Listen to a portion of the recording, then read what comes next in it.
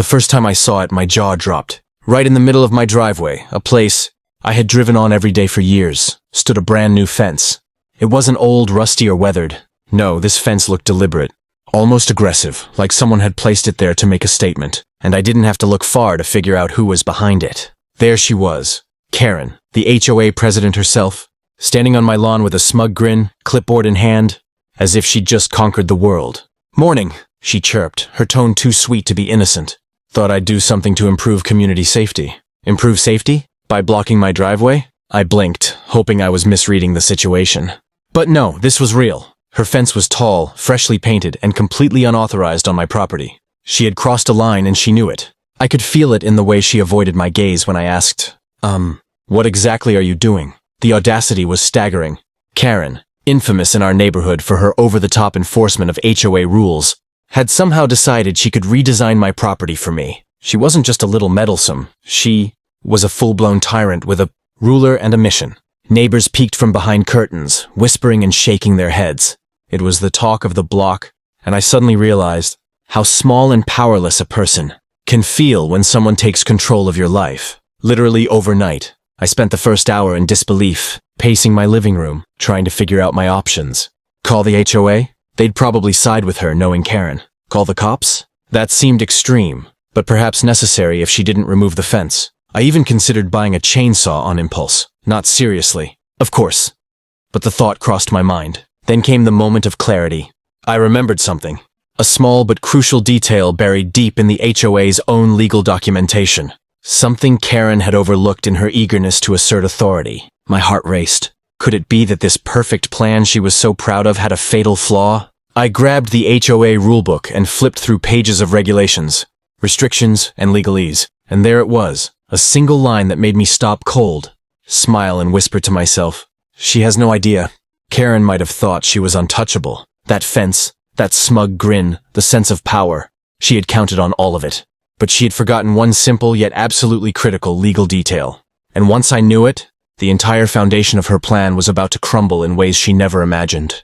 I couldn't wait to confront her, but I knew I had to play it smart. Every tyrant has a weakness. The trick is knowing how to expose it, and Karen's weakness was right in front of me, hidden in plain sight. The next morning, I woke up with a plan forming in my mind. Karen's smug fence wasn't just an eyesore.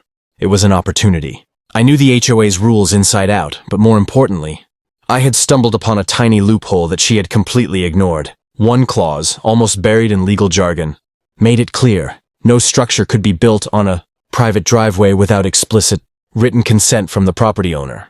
And guess what? She had skipped that step entirely. I grabbed my phone and snapped photos of the fence from every angle. Every nail, every plank, every aggressive little sign she'd posted on it. Evidence. I even recorded a short video of her pacing back and forth, muttering about community, improvement, as if the world was her personal project. Little did she know, every movement was documenting her overreach. I decided to play it cool. Karen thrived on drama and confrontation, so I needed a strategy that would hit her where it hurt most, legally and publicly. I drafted a short letter citing the exact clause she had violated. I kept it factual, polite, but firm. No shouting, no threats, just cold, undeniable legal authority. The moment this letter landed in her mailbox, I knew the game had changed. I didn't just stop there. Knowing Karen's personality, I anticipated her next move. Retaliation. So, I prepared for every possible scenario. I contacted a local attorney familiar with HOA disputes. I researched past incidents in our neighborhood. I even talked to a few neighbors, gathering statements about how Karen had repeatedly overstepped her boundaries. It wasn't just about the fence anymore. It was about holding her accountable for years of minor abuses that no one had dared to challenge. By mid-afternoon, the confrontation was inevitable. Karen strutted onto my porch, clipboard in hand, expecting resistance, but not the kind I was about to deliver. I calmly handed her the letter, watching her eyes widen as she read. First confusion, then disbelief, then the realization that she had underestimated me entirely. This can't be right," she stammered, trying to mask panic with bravado. I kept my voice steady. "It's exactly right, Karen. You built this fence illegally. You didn't ask permission, and according to the HOA rules, you have no authority to do this on my property. You need to remove it immediately, or I will escalate this further." Her face turned red, but there was nothing she could say. The legal loophole I had discovered was bulletproof, and I could see the wheels turning in her head, frantically searching for a way out. At that moment, I realized that her obsession with control had been her downfall. Karen had played her cards too early, too aggressively, and now the one person she tried to dominate was fully armed with the truth. The fence wasn't just a barrier. It was a symbol of her overreach. And now, with the legal loophole exposed, it was about to come crashing down. By the next morning, word about Karen's fence and my legal counter had spread like wildfire through the neighborhood. Neighbors peeked from behind curtains, exchanged whispers across lawns, and some even approached me with quiet congratulations. It was one of those rare moments when private frustration became public spectacle, and I could feel the momentum shifting in my favor. Karen, of course, was not taking this lightly. I could see her plotting from her porch, pacing back and forth like a caged animal. She was no longer the confident HOA president in control. Now she was scrambling, trying to find a loophole or an excuse that would save her dignity. But she had overlooked something crucial. I had proof, neighbors, and legal authority on my side. Her overconfidence had turned into desperation.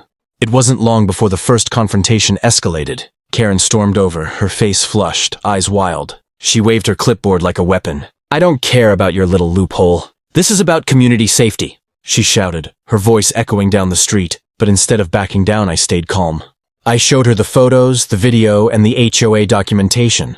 Every plank of that fence was now evidence against her. Neighbors began to gather, curious and concerned. Some had dealt with Karen's authoritarian tactics before. Whispers grew louder. "She's overstepping again. This is ridiculous." Karen's attempts to command the crowd fell flat. The more she yelled, the clearer it became that she had miscalculated. Her power relied on fear and secrecy, and now both were gone. Then came the real turning point. A few neighbors spoke up, confirming they had seen her order contractors to build the fence without notifying anyone. Another neighbor mentioned past incidents, where she had tried similar tactics on other properties. The tide had turned. Karen's control, once absolute, was crumbling, and the neighborhood was now united in quiet solidarity against her overreach. Her frustration boiled over. She pulled out her phone, clearly calling the HOA board, but I anticipated her move. The moment she was distracted, I calmly reminded her, "Don't forget, this violates HOA rules too. Your own board could be liable if this isn't resolved immediately." That stopped her cold. In less than an hour, Karen realized the depth of her mistake. The fence, once her symbol of authority, now stood as a monument to her misjudgment. She could either remove it quietly and save some dignity, or escalate and face undeniable consequences. Her stubborn pride made the choice almost tragic to watch. By sunset, the neighborhood had rallied quietly behind me. Karen's aura of control had vanished, replaced by stunned silence and simmering frustration. It was clear her plan had backfired spectacularly. The following morning, the air felt different. The tension that had gripped the neighborhood for days had shifted. Karen was on the defensive, and everyone could sense it. I watched from my porch as she approached the fence, clipboard in hand, but this time, her stride lacked confidence. Her usual arrogance had been replaced by hesitation. She knew the neighborhood was watching, and the legal reality was undeniable. Before she could speak, I walked up to the fence and calmly addressed her. "Karen, it's time to take this down. You've violated the rules, and the HOA regulations don't support your actions." My voice was steady, unflinching, and for the first time in weeks, I could see the doubt creep into her eyes. She opened her mouth, clearly ready to argue, but no words came. The neighborhood silence pressed down on her like a spotlight. Then came the crews. Neighbors I had discreetly asked to assist, ready to dismantle the fence safely. Tools in hand, they moved quickly. Uniting to undo what Karen had thought was a permanent display of her authority, she watched, powerless, as her symbol of control was carefully deconstructed, plank by plank. Every swing of the hammer, every unscrewing of a bolt, felt like a small victory, a reclaiming of space that had been unjustly claimed.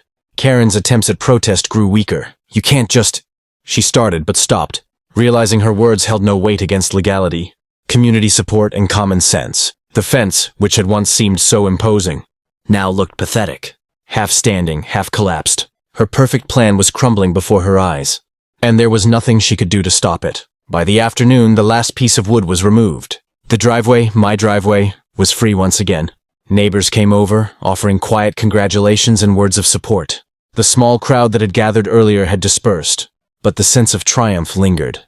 It wasn't just about a fence, it was about standing up to overreach, asserting boundaries and showing that rules exist for a reason. Karen retreated to her home, her clipboard now useless, her aura of control completely shattered. The HOA may have installed her in a position of authority, But in that moment, the neighborhood and the law had reminded her that power has limits. I took a deep breath, feeling the weight of victory settle over me. It had been a tense few days, but the outcome was clear. Justice, reason, and persistence had won. As the sun set, the neighborhood felt lighter, calmer. My driveway was no longer just an entryway. It was a symbol of standing firm, of patience, and of using knowledge as a weapon against overreach. Karen's fence was gone, and with it, her reign of intimidation had been effectively dismantled. And in the quiet aftermath, I realized something important. Sometimes, the smallest legal detail can change everything. If you enjoyed this story, make sure to like the video, subscribe to the channel, and share your thoughts in the comments. Your support motivates me to bring you even more stories.